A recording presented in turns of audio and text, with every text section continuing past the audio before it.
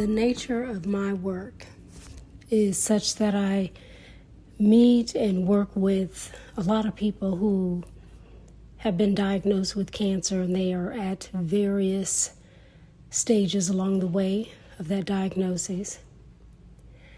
And one of the things that comes up that I really wanted to shine a light on is how it's okay to meet yourself where you are.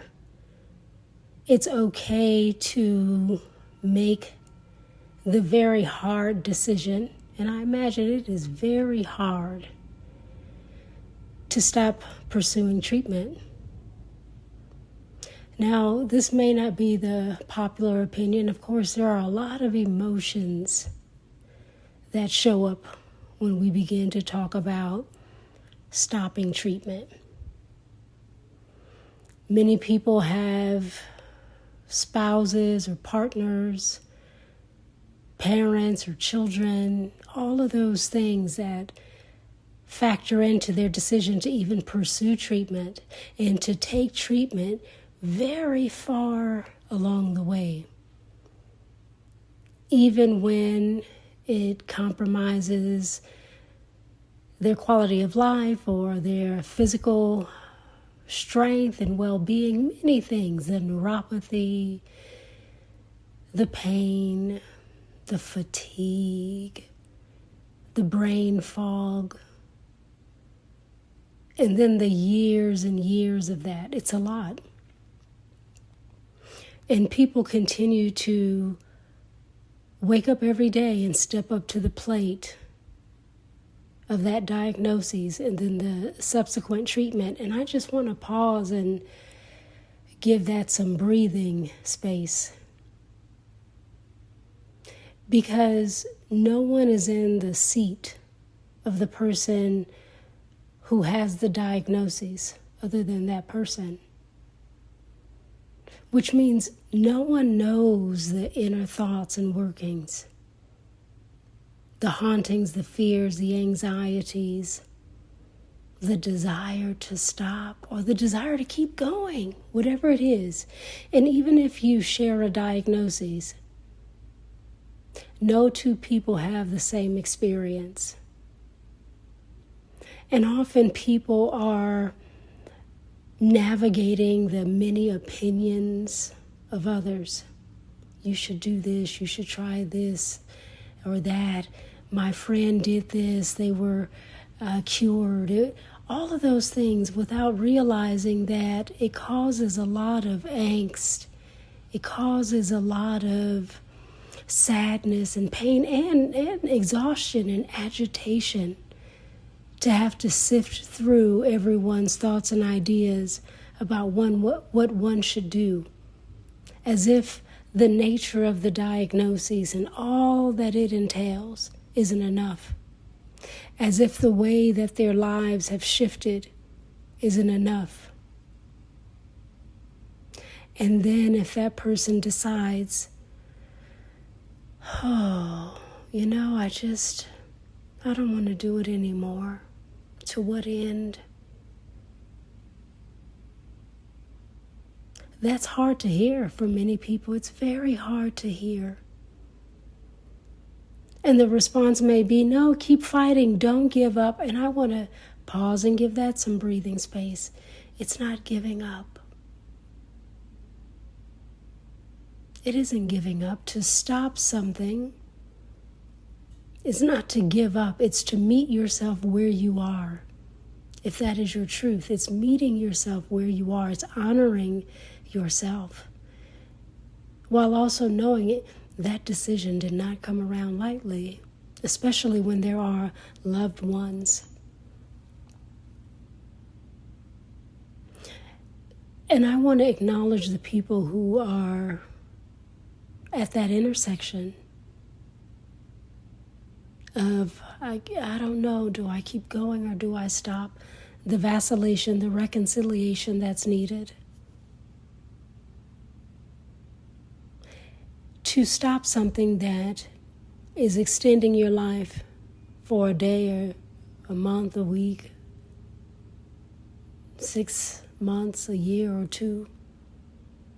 Because the gravity of it is such that it's tearing at you. It's tearing at the seams of who you are. That's a big deal. To stop something that's prolonging your life, even though you know eventually it will no longer. But any additional time is often what a person wishes. And so if they reach a place where they no longer wish for that, it speaks to something very, very big. That the cost is so heavy that there's nothing left to be inside the cost. And we shouldn't take that lightly.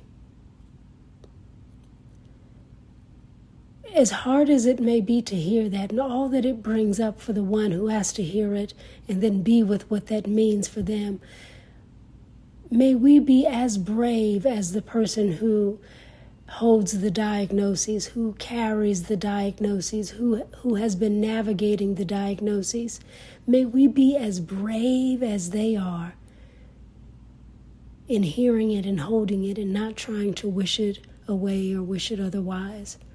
Convince them to keep going down a path that is tearing at them. And that's a practice.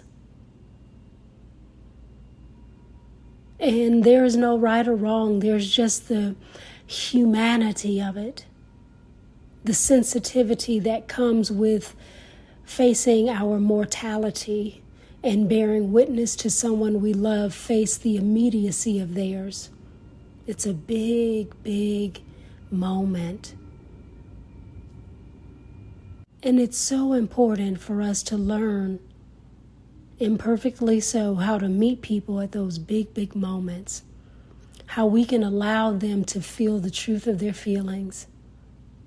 To walk alongside them as they have to be in the murk and mud and pain and deep sadness of making hard decisions for themselves, while staring into the eyes of people who are in anticipatory grief and angst, having to really accept the truth of what another person is perhaps deciding for themselves. Let us not take any of these moments for anyone lightly, but let us have gentleness and love and peace and pain and sadness and hugs and sort of a melting pot of all of the things, so that we can honor where another person is, meet them there, and support them, and not hold tightly to what we desire, what we hope for, so much so that we disregard the fullness of their big experience.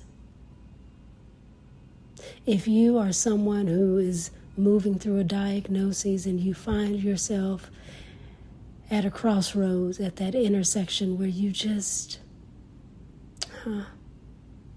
you're contemplating stopping the treatment, I want you to know that I honor your decision.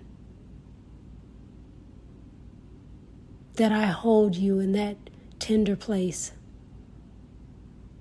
And that it's okay for you to be where you are and feel how you feel. You do not have to have all of the answers, know all of the things. Just move in the direction of accessing what's true for you in every moment that you can. And may those around you hold space for that. Hold space for you and the bigness of your experience and the bigness of the decisions that you will make.